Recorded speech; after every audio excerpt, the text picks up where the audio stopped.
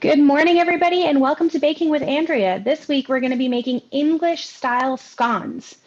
Hope you're ready to bake with us. If you have any questions as I'm going along, feel free to stop me and ask as we're moving. We're going to start with our flour. So this recipe calls for sifting, and it gives us a nice fine mix to work with. So I'm going to add 2 cups of flour to my sifter. Just level them off. And what we're going to do in this recipe is we're going to sift all of our dry ingredients except the sugar. So I'm going to do my 2 cups of flour. I have a heaping teaspoon of salt. And then I have 4 teaspoons of baking powder. And I'm just going to sift those. Sorry, go ahead. That 4 teaspoons? 4 teaspoons, yep. And I'm just going to go ahead and sift those.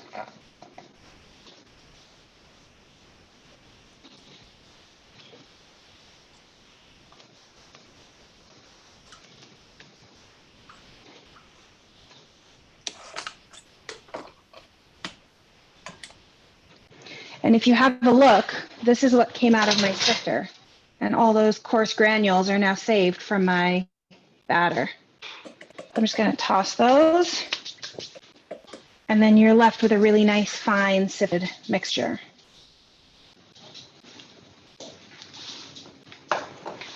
Once I've got this, I'm going to put this aside. I'm going to take 1/3 cup of oil, which I have measured out here.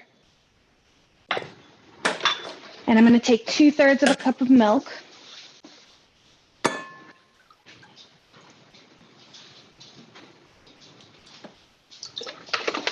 And to that, I'm going to add my egg. I'm going to crack my egg and toss it in there. And then I'm going to grab a fork and I'm just going to mix this together. This is now my wet mixture.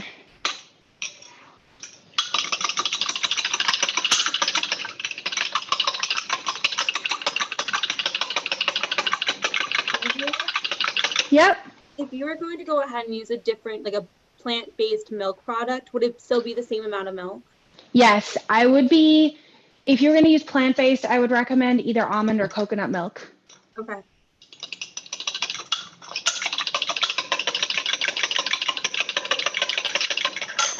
Okay, so I'm going to take my batter. At this point, I've got my sugar, so I'm going to take, I have 1 teaspoon of sugar. I'm going to add that in here.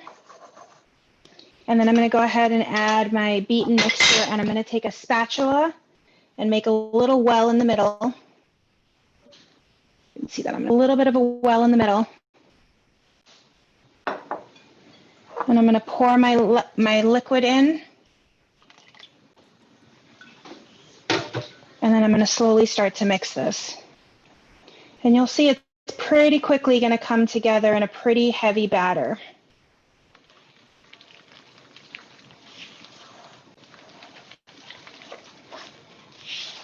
Oh, and sorry, if I haven't already mentioned, at this point, if you haven't turned your oven on, I would go ahead and turn it on to 400. I'm going to do that really quickly.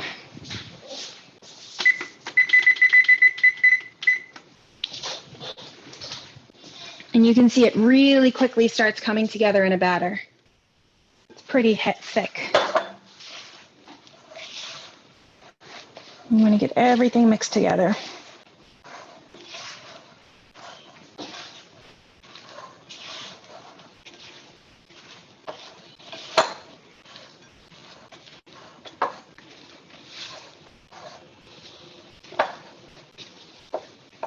And so when I pick it up, it should be a solid mass.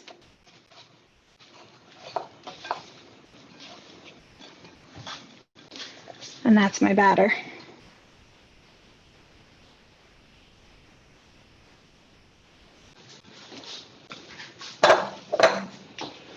Okay. Now, once I've got this, it's really not sticky. Should be pretty, I mean, it's very mildly wet. Alrighty. And at this point, I'm going to get a cupcake pan. And I use one that looks like this, just a regular cupcake pan. You could also do it in a mini cupcake pan if you have those. It'll just make smaller scones. And then I'm going to take my no stick cooking spray and just spray each one a little bit. Give a little bit of a spritz. So your scones are not, the ones I've always seen are like triangle. So that's very much an American scone. Ah, got it. That's an American style thing. British or English scones are usually round. So that's why we're going to do it this way. You could very easily shape this into a log and cut it into triangles if you wanted. But we're going to try it this way. I use a small ice cream scoop. Just makes it easier. Or you could use a tablespoon, a big spoon. Just get a big heaping scoop. And then move you a little closer here. So I'm just going to get a big heaping scoop and just dump it in there.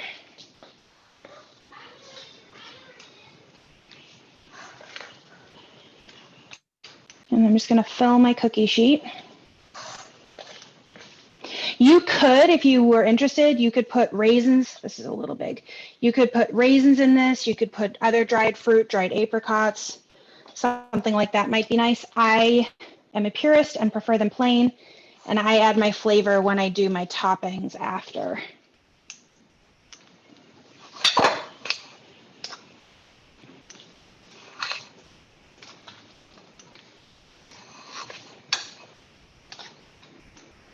Made some of these a little bit bigger, but that's okay. I'm going to cut a couple of these down to get my 12. Do they come out round? They will come out round.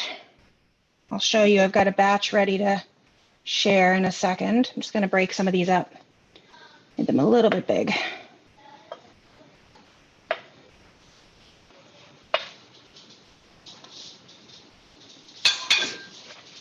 And there I have my 12 scones.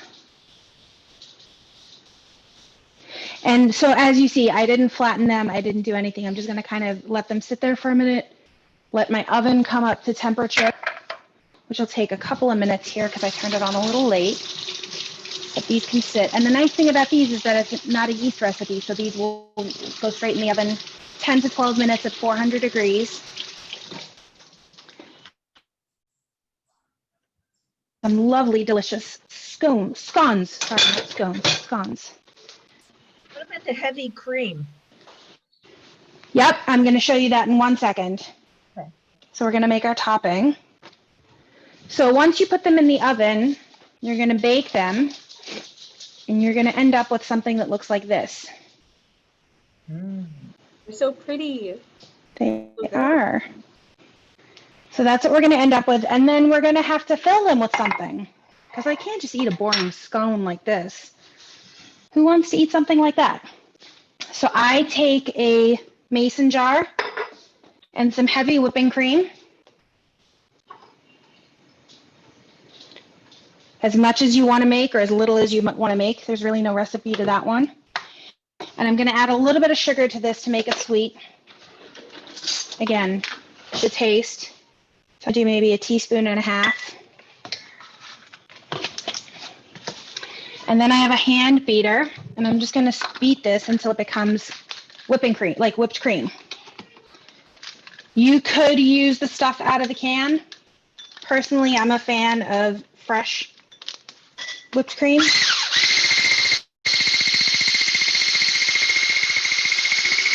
And this comes together really quickly. And the reason why I like to do it in a mason jar like this is that there's no mess. It doesn't splatter all over the place. You could do it in a big stand mixer if you don't have a hand mixer. Or have one of the other fancy hand mixers, you could use that. It's already starting to firm up.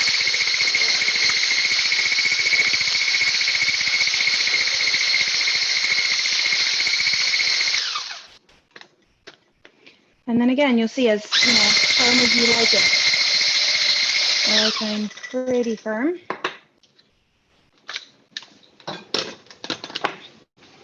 And there's my whipped cream. So pass the test. It does. Not going anywhere.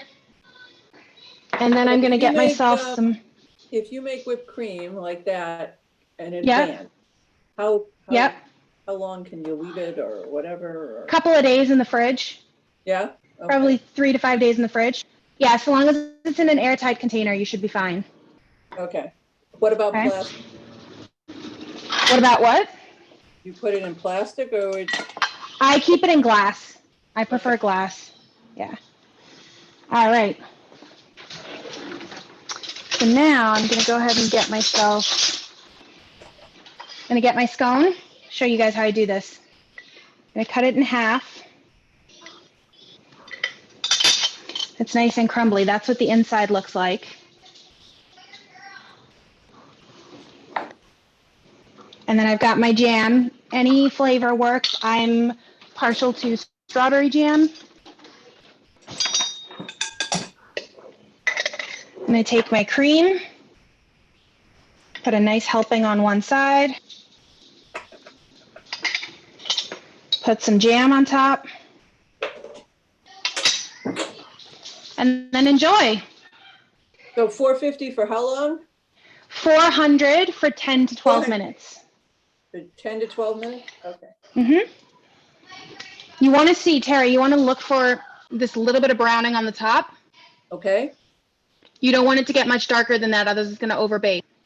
Okay. So it's a really light bake. Sounds good. Is butter allowed instead of in place of, I don't see why not. I'm sure you could. It'll get a different flavor. yeah. If okay. you were to use a plant-based milk and the rest of the recipe, it would then become a part of recipe. So, anybody else have any? Today was a really quick one, but does anybody else have any questions?